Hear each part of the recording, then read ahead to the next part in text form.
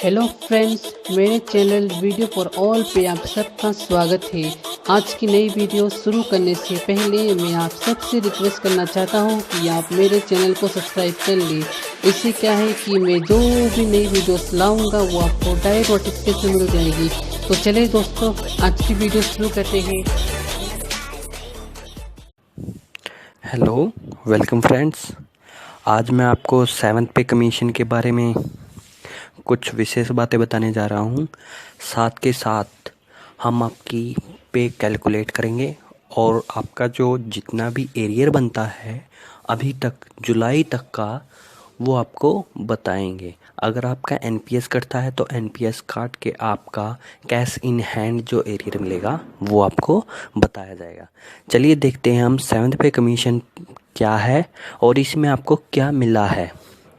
और अगर आपको ये वीडियो अच्छी लगे तो आप YouTube पे मेरे को लाइक कर सकते हैं, सब्सक्राइब कर सकते हैं। खैर, लाइक पे ज़्यादा कुछ मैं बोलूँगा नहीं। आपको पसंद आए तो आप लाइक ज़रूर कीजिएगा, लाइक पे कोई पैसे नहीं लगते। चलिए देखते हैं 7th पे कमीशन के बारे में कुछ खास बातें। 7th पे कमीशन 2006 में हमारा 6 पे कमीशन लगा था, जो कि बहुत अच्छा माना गया था। उसके बाद ये 7th पे कमीशन लगा है जो 2016 में लगा है। इसके बाद हर 10 साल के बाद आपका एक कमीशन बिठाया जाता है जो कि रिवाइज करता है पे को, यानी कि बेसिक पे को रिवाइज कर देते हैं और आपको बेनिफिट दिया जाता है। इस 7th पे कमीशन में आपको मैट्रिक्स के आधार पर आपकी बेसिक पे कैलकुलेट करेंगे। कम से कम जो बेसिक पे है वो 18,000 मिलेगी। जो मिनिमम है वो 18,000 मिलेगी। मैक्सिमम जो है वो 2.5 लाख कर दी गई है 90,000 से। कोई भी भत्ता यानी जो भी अलाउंस आपको मिलते हैं अभी जो मिल रहे हैं वो सेम रहेंगे, यानी कि उनकी जितनी वैल्यू है यानी अमाउंट है वो सेम ही इसी 7th पे कमीशन में कुछ महीनों के लिए रहेगा। उसके बाद आपका जो ये अलाउंस है वो चेंज हो जाएंगे। जैसे कि एचआरए आपको जो जुलाई में मिला है वही अब आपको अगस्त में, सितंबर में, अक्टूबर में जब तक कि एचआरए डिक्लेयर नहीं किया जाता है तब तक आपको सेम एचआरए मिलेगा जो आपको जुलाई में मिलता था। ऐसा नहीं है कि आपको बेसिक पे दोबारा कैलकुलेट करके देंगे, ऐसा बिल्कुल नहीं है। 10% जो एचआरए, 20% एचआरए, 30% एचआरए जो मिलता था वो सेम रहेगा 2-3 महीनों के लिए। उसके बाद चेंज कर दिया जाएगा। जो आपकी प्रमोशन होगी वो आपके काम पे निर्धारित करेगी कि आपका काम जो है वो गुड है या वेरी गुड है। अगर वेरी गुड है तो आपको प्रमोशन मिलेगी। ये एक डिसएडवांटेज बोलें हमारे लिए तो कुछ गलत नहीं हुआ, क्योंकि काम तो करते ही हैं वही। ऐसी बात नहीं है कि काम को गुड या वेरी गुड से आप डिस्क्राइब कर सकें और इससे जो काम करने वाले व्यक्ति हैं उन पे भी प्रेशर आएगा और जो कंट्रोल है वो हायर लेवल पे चला जाएगा। ऑपरेटिंग स्टाफ के लिए ये एक कमी है। विवादित जो वेतन आयोग है ये विवादित है। इसमें बहुत सारा विवाद हुआ है अब तक, जब से ये लागू हुआ है या चर्चा में आया है तब से। 1 जनवरी और 1 जुलाई को मतलब इंक्रीमेंट लगेगी। अब आगे से आपकी चॉइस है, आप 1 जनवरी से लें या 1 जुलाई से लें। मिलेगा तो सिर्फ एक ही बार, पूरे साल में एक बार आप अपना जो इंक्रीमेंट है वो लगवा सकते हैं, या तो जुलाई में या जनवरी में। ये डिपेंड करता है आपके डिपार्टमेंट के ऊपर। तो ये भी कुछ खास नहीं है इसका पॉइंट। एनपीएस के लिए एक कमेटी का गठन किया गया है, क्योंकि एनपीएस में हम सिर्फ़ और सिर्फ 10% अपनी जो सैलरी है उसका 10% कंट्रीब्यूट कर सकते थे। जबकि जो जीपीएफ कटता था पहले वो अपने जो सैलरी है उसका अमाउंट घटा या बढ़ा सकते थे, लेकिन एनपीएस में ऐसा कुछ नहीं है, 10% आपका कटेगा ही। और इसके अलावा जीपीएफ हम कभी भी निकलवा सकते थे, लेकिन एनपीएस में ये भी लिमिट है। तो इसी को दूर करने के लिए एक कमेटी का गठन किया गया है। डिमांड उठ रही थी कि एनपीएस में ऐसा कुछ नहीं होना चाहिए, लिमिट नहीं होनी चाहिए या 10% की, तो उसको दोबारा से देखा जाएगा। 7th पे कमीशन में जो कवर होंगे, केंद्रीय कर्मचारी तो हैं 47 लाख और पेंशनर जो हैं वो 53 लाख हैं। तो इनको ये 7th पे कमीशन कवर करेगा। और जैसे जैसे 7th पे कमीशन स्टेट में लागू होगा तो उनके लिए अलग से अमाउंट आएगा, अलग से ही उनके नंबर ऑफ फिगर्स अलग होंगे। तो ये तो सिर्फ सेंट्रल गवर्नमेंट के लिए हैं। और अभी अभी न्यूज़ जो आ रही हैं वो न्यूज़ आई है कि गुजरात में भी 7th पे कमीशन की जो रिपोर्ट है वो लागू कर दी गई है। और वो रिपोर्ट क्या लागू की गई है, वो रिपोर्ट सिर्फ और सिर्फ 1 अगस्त से लागू हुई है। यानी कि जो हमें सेंट्रल गवर्नमेंट एम्प्लॉय को 1 जैन से 1 जुलाई तक का जो एरियर मिलने वाला था आपको, वो अब क्या होगा, वो वहाँ पे गुजरात में ऐसा कुछ नहीं मिल रहा है, वो नहीं मिलेगा। सिर्फ और सिर्फ 1 अगस्त से आपको 7th पे कमीशन की जैसी भी रिपोर्ट है उसके आधार पर आपकी सैलरी बढ़ाई जाएगी। चलिए देखते हैं इसका कैलकुलेशन कैसे करेंगे आप। मोटा मोटा सा हिसाब बताऊं तो 7,000 रुपये जो आपकी बेसिक पे है, जो सबसे कम है अभी सेंट्रल गवर्नमेंट एम्प्लॉय की, वो 7,000 रुपये है। जो एमटीएस में आते हैं, मल्टीटास्किंग में आते हैं, और 1800 की उनकी ग्रेड पे होगी। आप सैलरी स्लिप उठा के देखेंगे तो उसमें सब कुछ लिखा होगा कि आपकी बेसिक पे कितनी है और आप किस ग्रेड पे में आते हैं। तो आपको 2 चीज़ों का तो ध्यान रखना ही है, आपकी बेसिक पे और आपकी ग्रेड पे। जो भी आपकी बेसिक पे है उसको 2.57 से मल्टीप्लाई कर दीजिए। पहले ये कुछ अमाउंट भी चेंज था, 2.57 कुछ के लिए था, 2.62 किसी और के लिए था, ऐसे बढ़ते हुए थे। लेकिन अब जो रिकमेंडेशन किया गया है, जो कि 1 अगस्त से लागू हो चुका है, वो क्या है, वो सिर्फ और सिर्फ 2.57 सब के लिए है सेम। अभी थोड़ी और कमियां हैं इसमें, उसको दूर करने के लिए गवर्नमेंट अपना काम कर रही है। देखते हैं क्या क्या कमियां दूर कर सकती हैं वो। अब इसके बाद जब आप इसको 7,000 के अमाउंट को अपनी बेसिक पे को 2.57 से मल्टीप्लाई करेंगे तो एक अमाउंट प्राप्त होगा। वो अमाउंट आपको दी गई टेबल में, यानी कि जो मैट्रिक्स टेबल दी गई है गवर्नमेंट के द्वारा उपलब्ध कराई गई है, उसमें देखना होगा। और अगर आपका अमाउंट है मान लीजिए 17,800 कुछ, तो उस पॉइंट टेबल में हम 17,800 से जस्ट ऊपर वाला अमाउंट उठाएंगे। वो ऊपर वाला अमाउंट क्या होगा, 18,000, यानी कि अप्रॉक्स कर देंगे इसको, और वही आपकी क्या होगी, बेसिक पे होगी। और जो ये है वो आपको 0 मिलेगा, बिल्कुल 0। और जो जुलाई का डीए है वो अभी डिक्लेयर नहीं किया गया है, वो डिक्लेयर आगे कर दिया जाएगा। और उसमें क्या बढ़ोतरी हो रही है, उसमें सिर्फ 2% की बढ़ोतरी अभी दिखाई दे रही है। आने वाले टाइम में पता लग जाएगा आपको कि कितना % आपको मिलेगा। और ये जो 2% मिलेगा वो आपकी नई बेसिक पे पे मिलेगा, जो कि काफ़ी अच्छा होगा, मेरे हिसाब से काफ़ी अच्छा होगा, और आपको ये अमाउंट सही मिलेगा।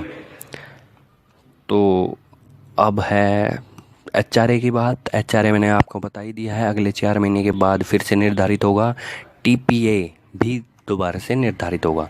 ये भी सेम रखे गए हैं जो आपको अभी मिलते हैं, यानी कि कुछ परसेंटेज नहीं लगानी आपको, सेम एज इट इज़ जो जुलाई की पे स्लिप में आपको दिखाई दे रहा है वही अगस्त की बेसिक पे में ऐड कर दिया जाएगा। बस यही है कि आपको जो दिया जा रहा है वो बिल्कुल ठीक उसमें दिया गया।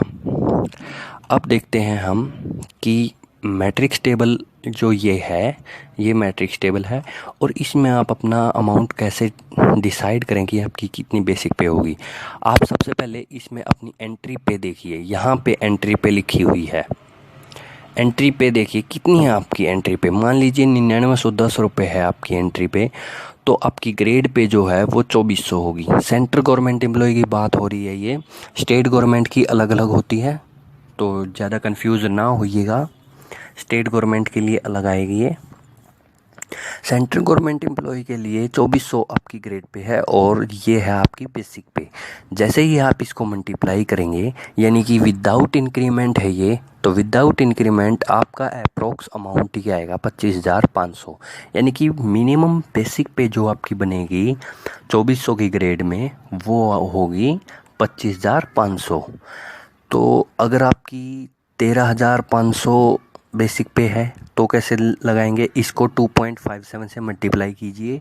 मल्टीप्लाई आप जैसे ही करेंगे वो आपकी 35,000 के आसपास आएगी, अप्रोक्स में आएगी। तो आपकी ये क्या होगी, ये आपकी बेसिक पे होगी। अब देखिए यहाँ पे मैट्रिक्स टेबल इन्होंने चेंज नहीं की है। क्यों नहीं चेंज की है ये पता नहीं। देखिए आप 2.562 है, यहाँ पे 57 तक है, लेकिन अब क्या हो रहा है, अब ये सिर्फ और सिर्फ 2.57 से मल्टीप्लाई करने के लिए बोल रहे हैं। और इसके बाद ये जो मैट्रिक्स टेबल है इसमें डिफरेंस आएगा। वो जो डिफरेंस आएगा उसको पता नहीं कैसे कवर करेंगे, अब तक तो कुछ मेरे को समझ नहीं आया है। जैसे ये कुछ समझ में आएगा तो मैं आपको ज़रूर बताऊंगा। इसीलिए इसको विवादित जो वेतन आयोग बोला जा रहा है, क्योंकि ये लागू होने जा रहा है और अभी तक बहुत सारी चीज़ें हैं जिनको डिक्लेयर नहीं किया गया है। चलिए, ये तो थी आपकी बेसिक पे 2.57 से मल्टीप्लाई कीजिए और इस मैट्रिक्स टेबल में देखिए कि वो कहाँ एग्जिस्ट करती है। चलिए आगे मैं आपको दिखाता हूँ कि आप अपनी बेसिक पे से अपनी टोटल सैलरी कैसे कैलकुलेट करेंगे। मान लीजिए आप 6 पे कमीशन में 9900 आपकी 9910 बेसिक पे है, चिप्पी इसमें ऐड है, यानी ग्रेड पे इसमें ऐड है। जो भी है आपकी बेसिक पे टोटल ये है, और आपको डीए जो मिल रहा है अभी फ़िलहाल 125%, वो अमाउंट जो है वो इसमें बेसिक पे में ऐड हो जाता है। और जो एचआरए है यहाँ पे मैंने 10% लिया है, क्योंकि मोस्टली 10% पे ही एग्जिस्ट करते हैं। 30% मेट्रोपॉलिटन एरिया होता है और 20% उससे कम जो होता है, 10 लाख से ज़्यादा के वहाँ पे व्यक्ति होते हैं, रहने वाले होते हैं। अब 20% ये है और 30% ये है, यानी कि दिल्ली में जो है वो 2973 रुपये मिल रहे हैं अभी फ़िलहाल एचआरए के। और टीए जो है वो आपका 1800 रुपये है। ये 1800 रुपये कैसे आएगा ये भी मैं आपको बताऊंगा। आपकी टोटल जो पे अभी मिल रही है ग्रोस, वो है 25,089। अब इसके बाद इसमें से आपका एनपीएस जो है वो माइनस हो जाएगा। वो माइनस कैसे होगा, वो 10% होता है डीए और बेसिक पे का, यानी कि इन दोनों को आप अगर जोड़ेंगे फिर उसके बाद 10% माइनस करेंगे तो एनपीएस आ जाएगा। आपकी कैश इन हैंड जो आपकी मिल रही है वो है 22,859 रुपये अभी फ़िलहाल, अगर आप और कुछ नहीं कटवा रहे हैं तो उसके लिए ये। अब 7th पे कमीशन में क्या हो जाएगी, 7th पे कमीशन में अगर आप 9910 को मल्टीप्लाई करते हैं 2.57 से, तो ये आपकी 25,500 बनती है। डी आपका 0 ही है।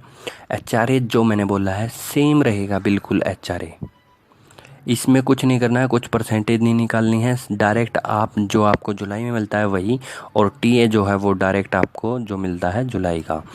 यानी कि सीधा सीधा देखी जाए तो आपकी सिर्फ बेसिक पे बढ़ाई गई है, डीए को मर्ज कर दिया गया है और कुछ भी नहीं किया गया है।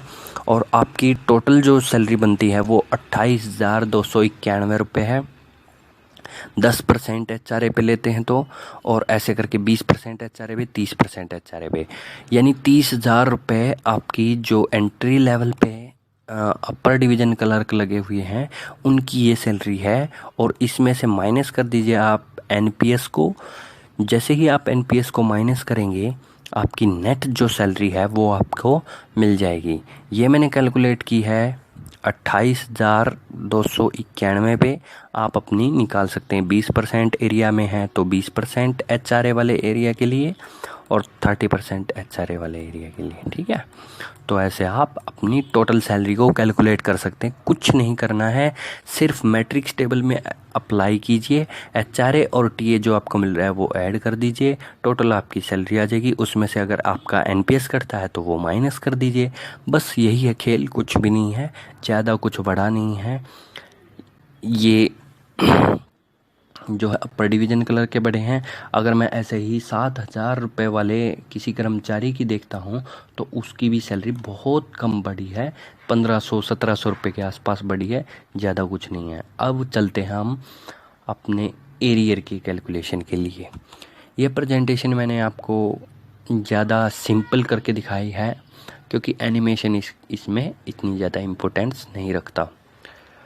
तो 6 पे कमीशन में आपकी जो ये देखिए, मैंने ये यहाँ पे आपकी 7210 रुपये ली है क्योंकि 7200 रुपये आपकी 7000 रुपये एंट्री है और किसी कर्मचारी को जिसकी मैंने ये निकाली है, बस एग्जांपल देने के लिए, उसको एक इंक्रीमेंट मिल चुका है। यानी कि 7210 को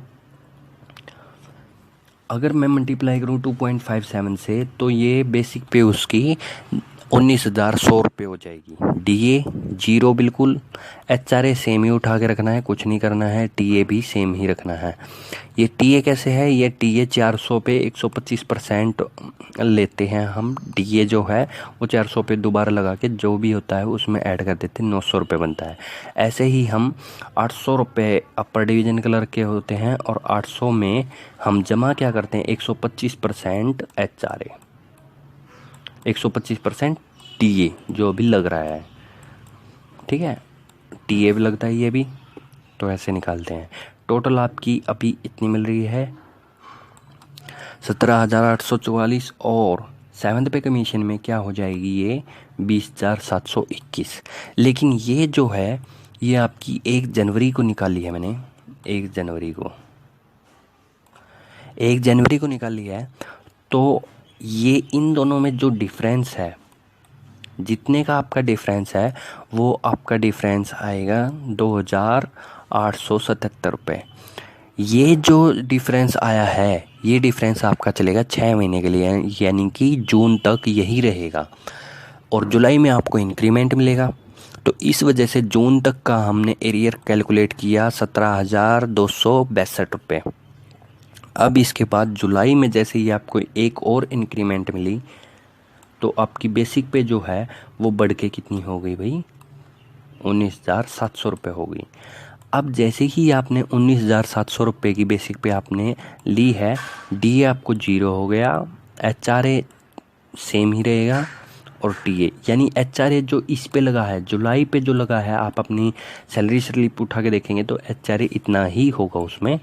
और आपकी टोटल जो है 18,361 रुपये बनी होगी जो जुलाई में बनी होगी। और जुलाई में 7th पे कमीशन के आधार पर आपकी टोटल सैलरी 21,343 रुपये बन रही है। अब इन दोनों में जो डिफरेंस है वो है 2,982 रुपये। इन दोनों को ऐड कर दीजिए, वो आपका टोटल एरियर होगा, यानी कि ग्रॉस एरियर। और उस एरियर में से आप माइनस कर दीजिए NPS जो आपका कटता है 10%।